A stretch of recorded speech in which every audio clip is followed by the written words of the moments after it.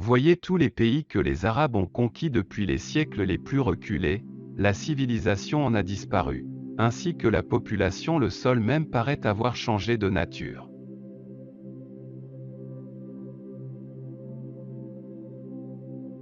Dans la nature innée des hommes se trouve le penchant vers la tyrannie et l'oppression.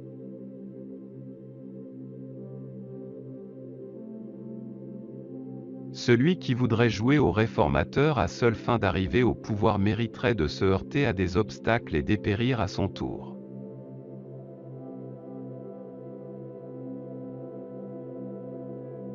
La vérité est pareille à l'eau qui prend la forme du vase qui la contient.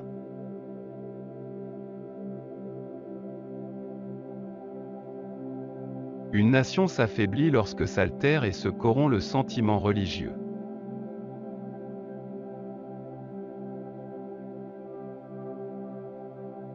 L'homme est fils de ses habitudes et de son milieu, et non fils de sa nature et de son mélange d'humeurs.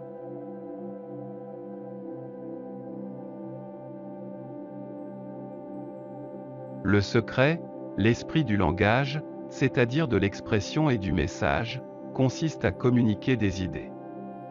Sans transmission de la pensée, le langage n'est qu'une terre morte.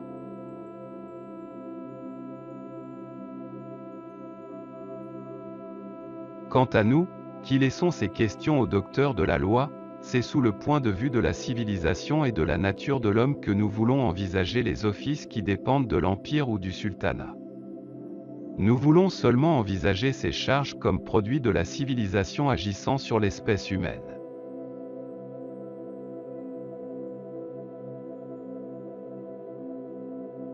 L'histoire est une branche du savoir au chemin escarpé, elle est de grande utilité et de noble but, elle nous fait connaître les conditions, ahwal, des nations passées, des prophètes, des rois respectivement quant à leur caractère, leur conduite, leur dynastie et leur politique.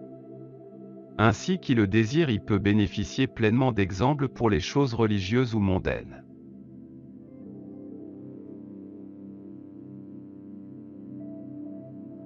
L'histoire et l'anthropologie moderne ont largement montré que ces suppositions sont malheureusement, mais aussi, heureusement, mal fondées.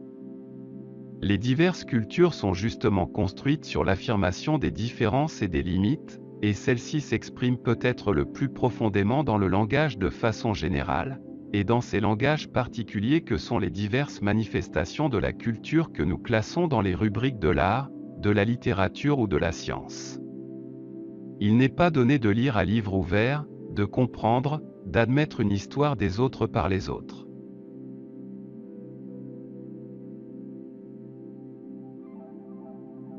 L'historien doit connaître à fond les causes de chaque événement et les sources de chaque renseignement.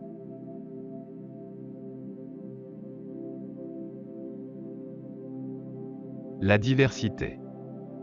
Le tariq, qui porte sur tout ce qui est relatif à l'homme, ne met pas en œuvre un concept unifié d'homme. Ce qui concerne l'homme se présente sous la forme d'une multitude d'objets autonomes accumulés au cours des siècles antérieurs, que le tariq se donne pour tâche de réunir, jamais de construire ou de penser.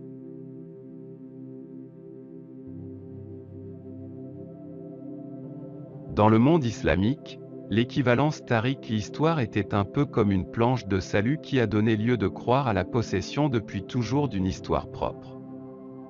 De nombreux auteurs occidentaux se sont acharnés au contraire à la vider de tout contenu positif pour n'en faire plus qu'un témoignage supplémentaire et accablant d'une atrophie du sens de l'histoire qui serait caractéristique de l'Orient.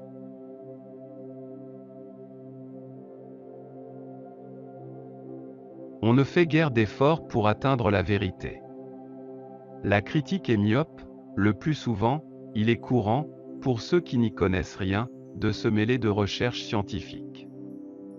Mais il est malsain, pour l'homme, de paître le champ de la bêtise.